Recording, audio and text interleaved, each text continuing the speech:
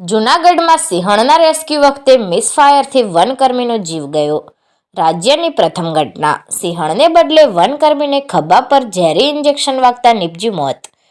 વિસાવદર તાલુકાના નાની મોણપુરી ગામે સિંહણે હુમલો કરતા 4 વર્ષના બાળકનું મોત થયું હતું. જે ઘટના બાદ હુમલો કરનાર સિંહણને પકડવા માટે વન વિભાગની ટીમ ઘટના સ્થળે આવી પહોંચી હતી અને સિંહણને પાંજરે પૂરવાની પ્રક્રિયા હાથ ધરી હતી. જો કે આ કામગીરી દરમિયાન સિંહણને પકડવા માટે ડાર્ટ ગનથી ઇન્જેક્શન ફાયર કરતી વખતે ગોળી ટ્રેકર અશરફ દાદુભાઈ ચૌહાણ નામના વનકર્મીને વાગી હતી, જેથી ઘાયલ વનકર્મીને સારવાર માટે પહેલા વિસાવદર અને બાદમાં જૂનાગઢ સિવિલ હોસ્પિટલમાં ખસેડવામાં આવ્યા હતા, જ્યાં સારવાર દરમિયાન તેઓનું મોત થયું હતું.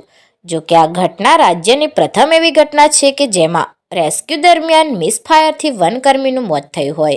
હાલમાં આ ઘટનાથી સમગ્ર રાજ્યની પ્રજા દુઃખ અને આઘાતની લાગણી વ્યક્ત કરી રહી છે.